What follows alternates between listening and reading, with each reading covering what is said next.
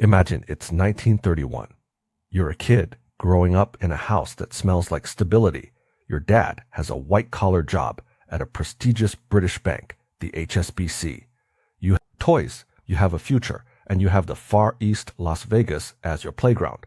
Then, on September 18th, the world doesn't just change, it shatters. The sound of Japanese artillery shells wasn't just noise, it was the sound of an era ending. Overnight, your city of Mukden is renamed Shenyang. Your father's fancy job? Gone, blown away by the rising sun of the Japanese Empire. To an American audience, think of this as Pearl Harbor meeting the Great Depression, but it's happening in your backyard. Your family packs what's left and flees to Harbin, the Paris of the Orient. It sounds romantic, right? But for a fallen middle-class family, Harbin wasn't a postcard. It was a bitter melon you had to swallow every single day. Today, we are diving back into the story of Chp.1&2, a man who was known as Zuo Kifeng. We're looking at chapters 1 and 2 of his life, a journey from a terrified refugee to a man who sold his tongue to the devil just to keep family alive. This isn't a story about a hero. It's a story about a survivor in a world where being a hero usually meant ending up in a shallow grave. By the time Chp.1&2 is 19, he's a beanpole, 6 feet tall but skinny as a rail. He's got no money for college, no muscle for manual labor, and, as he admits, no guts to be a bandit. He's drifting through the streets of Harbin, watching the waters of the Songhua River, wondering if his life is already a dead end.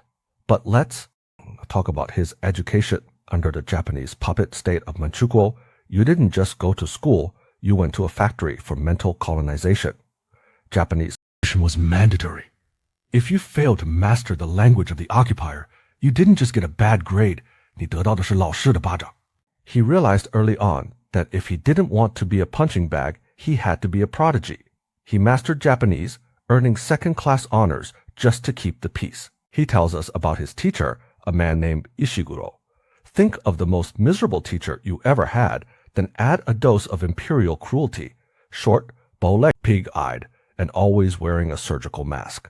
The students called him horse dung bag behind his back. Ishiguro didn't teach, he bullied, but every villain took a foil.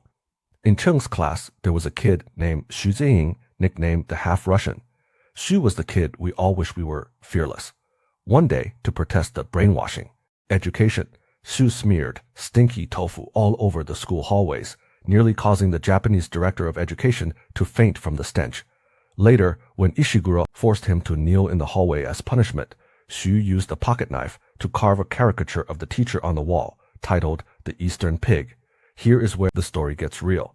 Xu Ziying was expelled, joined the resistance, became a captain in the Soviet Red Army, and died a hero on the battlefield. But Chp.1&2? He looks at himself in the mirror and says, compared to Xu, I'm just a little traitor. This is the central theme for our American listeners, the survivor's guilt. While the heroes died in the snow, Chp.1&2 was putting on his first pair of leather shoes, bought by his father for $4 to go apply for a job with the Prague. Cheng walks into the River Defense Headquarters, a massive red brick building by the river. The competition is fierce. 20 guys in sharp suits looking for a way out of poverty. The interviewers are terrifying. There's Fukushima, a Japanese officer who looks like a mummy, and Ikeda, a man so arrogant he won't even look you in the eye. But Cheng's Japanese is flawless. He isn't just speaking words. He's performing the role they want him to play. When they offer him the job, the salary is 60 yuan a month. Let me put that in perspective for you. In 1930s Harbin, 30 yuan could feed a family of 5 for a month. Cheng was suddenly earning double the living wage. To a 19-year-old who had watched his father lose everything, this wasn't just a job. It was a winning lottery ticket. He walked out of that building in his new leather shoes, feeling a mix of adrenaline and the creeping realization that he had just stepped onto a path of no return. Now, let's talk about the unit he joined, the Jiangshangzhun. On paper, it's a navy. It has admirals, sailors, and massive warships like the Shangtian and the Dingbian. But here's the absurd part.